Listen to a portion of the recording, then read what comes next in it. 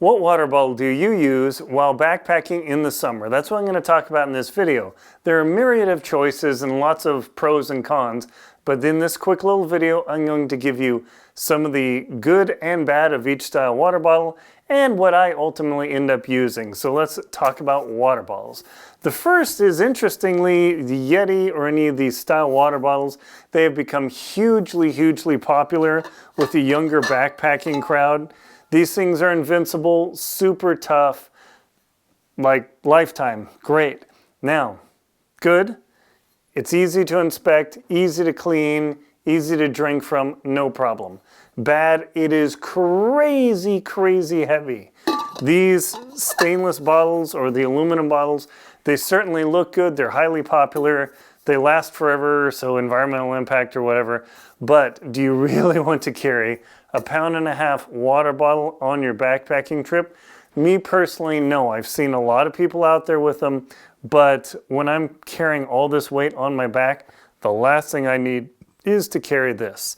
The old go-to standby is the Nalgene. This 1 liter container is the ultimate backpacker water bottle. This has been used forever since Nalgene came out. How long ago? I don't know. This is the standard. There are lots of things that fit it, and it is super nice. Can't complain about that. The next option that are highly popular are water bladders. The most famous are the Camelback. The second most famous are Platypus. I personally like the little logo on here. I wish Camelback did that too. By the way, the downsides of this, again, relatively heavy. It does last forever. It's invincible, doesn't flex at all, just like the steel container, but there you go. Compare that to the water bladder. Whoo, boy, this thing folds up. No problem at all. Super light. There is nothing lighter than this Platypus water bladder. The Camelbacks with their neoprene, or not neoprene, but silicone, whatever rubberized stuff, they are heavier.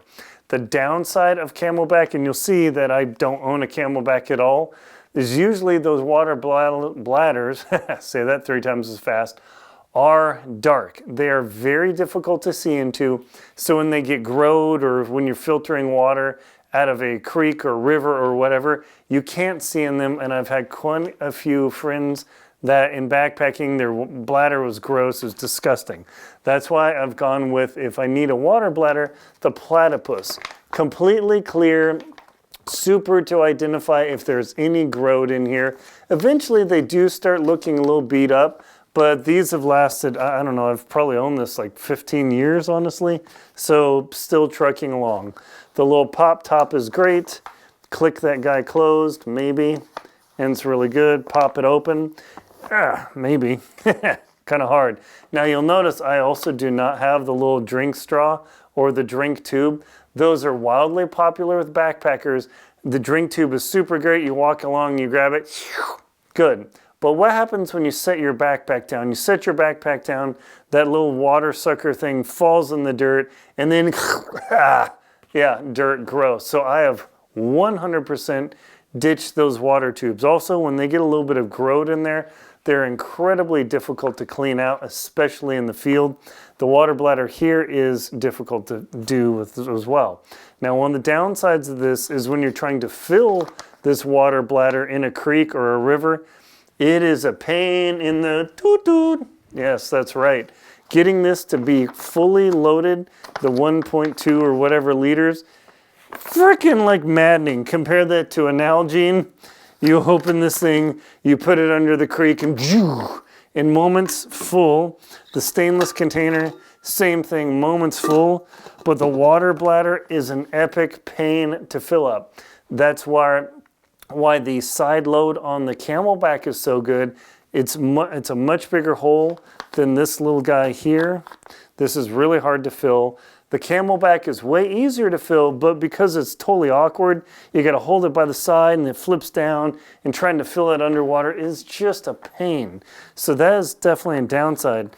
But the Platypus, you cannot beat the weight. You just simply can't. This is sail floats.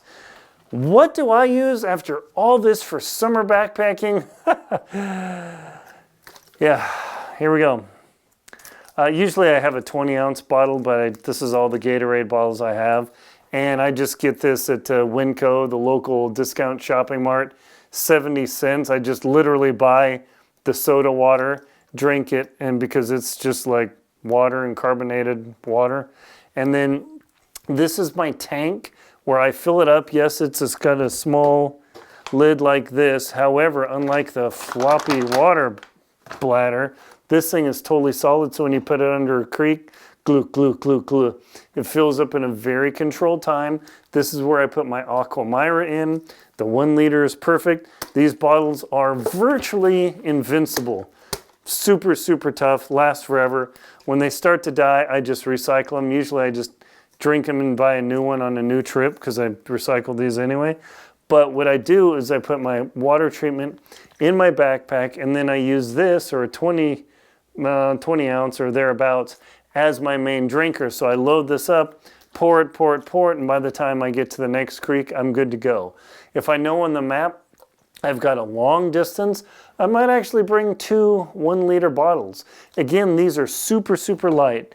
Not as light as the platypus, way, way lighter than the stainless, and definitely lighter than the Nalgene. So this is actually what I've gone to because they're ultra inexpensive, super, super tough. I mean, I've taken these to like Greenland, no problem. This, of course, super tough, inexpensive, easy to inspect, totally clear plastic, easy to see if there's any growth or floaties that, you don't want to drink that, so you can pour it out.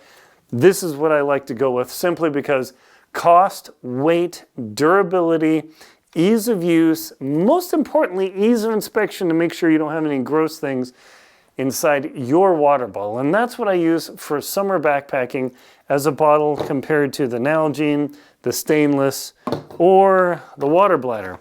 Please ask questions below. I'll do my best to answer them in the future videos. That way I can help you out and help everyone else out. Thank you very much for watching. Please like, comment, subscribe. Check out links below to my book, Adventure Expedition 1, where I talk about all these and other things.